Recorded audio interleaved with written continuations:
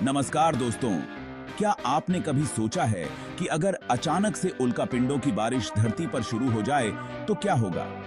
ये कोई science fiction film का सीन नहीं है, बल्कि एक ऐसा वैज्ञानिक परिदृश्य है जिसकी संभावना हमेशा बनी रहती है। आज के इस वीडियो में हम आपको बताएंगे कि उल्कापिंड क्या होते हैं, उनके धरती से टकराने पर क्या हो सकता है और मानवता पर इसका क्या प्रभाव होगा। इन उल्कापिंडों से कैसे हम बचेंगे, इसलिए वीडियो को लास्ट तक जरूर देखें और इसी तरह एडवेंचर से भरी वीडियो पाने के लिए चैनल को सब्सक्राइब कर लो। सबसे पहले यह समझना जरूरी है कि उल्कापिंड होते क्या हैं। अंतरिक्ष में मौजूद धूल, पत्थर और धातु के छोटे टुकड़े जब किसी ग्रह की ओर आते हैं तो उन्हें एस्टेरॉयड कहते हैं। जब ये एस्टेरॉयड धरती के वातावरण में प्रवेश करते हैं तो वायुमंडल के घर्षण से ये जलने लगते हैं और चमकदार दिखाई देते हैं। जब ये धरती की सतह से टकराते हैं तो इन्हें उल्कापिंड कहते हैं। धरती के इतिहास में कई बार उल्कापिंडों ने महत्वपूर्ण घटनाओं को जन्म दिया है। सबसे प्रसिद्ध घटना है डायनासोरों का विलुप्त होना, जो लगभग 6 करोड़ 60 लाख साल पहले एक विशाल उल्कापिंड के टकराने के बाद हुआ था। उल्कापिंड आकार और प्रकार में बहुत विविध होते हैं। कुछ छोटे होते हैं जो वायुमंडल में ही जलकर राख हो जाते हैं, जबकि कुछ बड़े आकार के होते हैं जो धरती की सतह तक पहुंचते हैं। छोटे उल्कापिंड ये आमतौर पर वायुमंडल में जल जाते हैं और इनका धरती पर कोई खास प्रभाव नहीं पड़ता। बड़े उल्कापिंड ये धरती की सतह तक पहुंचते हैं और बहुत बड़ा विनाश कर सकते हैं। विशाल उल्कापिंड अगर किसी एस्टेरॉयड का आकार कई किलोमीटर का हो तो यह पूरे ग्रह पर प्रभाव डाल सकता है, जैसा कि डायनासोरों के समय हुआ था। अंतरिक्ष में धूमकेतु, एस्टेरॉयड और उल्कापिंड अलग अलग दिशाओं में घूमते रहते हैं। जब इनकी गति और धरती की कक्षा के बीच कोई मेल बैठता है तो इनके टकराने की संभावना बढ़ जाती है।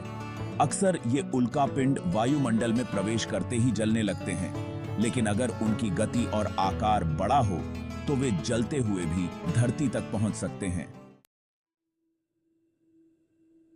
वायुमंडल उल्कापिंडों को जलाकर काफी हद तक उनके प्रभाव को कम कर देता है, लेकिन अगर किसी बड़े उल्कापिंड की बात की जाए तो वायुमंडल भी इसे रोकने में नाकाम हो सकता है।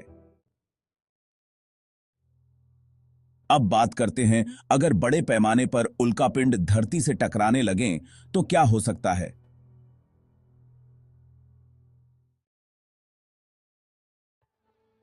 स्थानीय विनाश यदि कोई छोटा या मध्यम आकार का उल्कापिंड किसी विशेष क्षेत्र में गिरता है तो वहां एक विशाल विस्फोट होगा। इस विस्फोट से कई किलोमीटर तक की जगह तबाह हो सकती है, जैसे कि 1908 में साइबेरिया के तुंगुस्का क्षेत्र में हुआ था, जहां एक उल्कापिंड ने 2000 वर्ग किलोमीटर से अधिक क्षेत्र में पेड़ों को जला दिया था। पर्यावरणीय प्रभाव बड़े उल्कापिंड के गिरने से वायुमंडल में धूल और गैसें फैल सकती हैं, जो सूरज की किरणों को रोक सकती हैं। इसके परिणाम स्वरूप तापमान में गिरावट हो सकती है। इसे वैज्ञानिक न्यूक्लियर विंटर कहते हैं। इससे पृथ्वी पर मौसम के पैटर्न बदल सकते हैं और कृषि पर बहुत बुरा असर पड़ सकता है। भूकंप और सुनामी जब कोई बड़ा उल्कापिंड धरती से टकराता है तो यह शक्तिशाली भूकंप और सुनामी का कारण बन सकता है, जिससे लाखों लोगों की जान खतरे में पड़ सकती है। खासकर यदि उल्कापिंड महासागर में गिरता है तो पानी में उठने वाली विशाल तरंगें तटीय इलाकों को बर्बाद कर सकती हैं।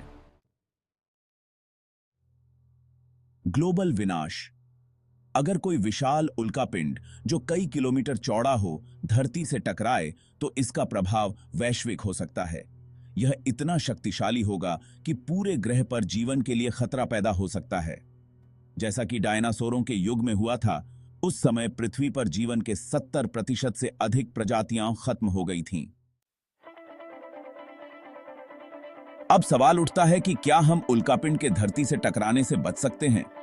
वैज्ञानिक इस दिशा में कई प्रयास कर रहे हैं।